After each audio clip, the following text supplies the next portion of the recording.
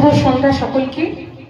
উপস্থিত রঞ্জননগর অধিবাসী বৃন্দ, সর্বোপরি 143 নম্বর ওয়ার্ড পরিবারকে, আমার 143 নম্বর ওয়ার্ড পরিবারকে নতুন বছরের আন্তরিক প্রীতি, শুভেচ্ছা, অভিনন্দন, অনেক অনেক ভালোবাসা জানাবো। আমার সকল গুরুজনকে প্রণাম আর শ্রদ্ধা জ্ঞাপন করব। ছোটদের আর সহবাসীদের অনেক অনেক আদর ও ভালোবাসা জানাবো।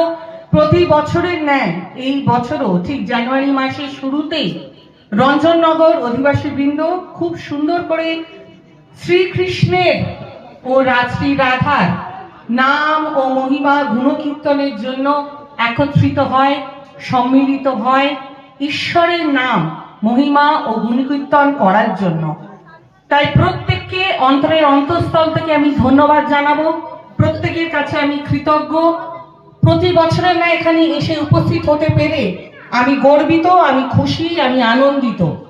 এর চেয়ে বেশি আর কি বলবো। প্রত্যেকে আপনারা সব সময় আমাদের সাথে সহযোগিতা করে থাকেন। আমি আমার কথা একা বলবো না, কারণ আমি না, এটা আমার পুরো পরিবার।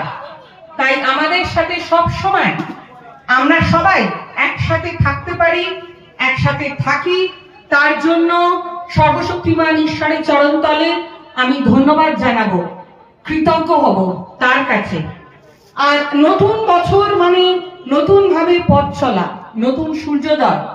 তাই নতুন বছরে আসুন না বন্ধুরা, নিজেদের মনটাকে পরীক্ষা করি, মনের যা কালো তা ঘুচিয়ে দিই, আলোর দিশারির দিকে পথ চলি। তাই সর্বপ্রথম আমরা যদি এই নতুন বছরে জাঁকিয়ে ঠান্ডা পড়েছে, প্রচন্ড শীত, এই সময় স্বাভাবিকভাবে প্রতি বছর আমরা বনভোজন, পিকনিক, সাংস্কৃতিক বিচিত্রা অনুষ্ঠান বিভিন্ন জায়গায় আমরা করে থাকি।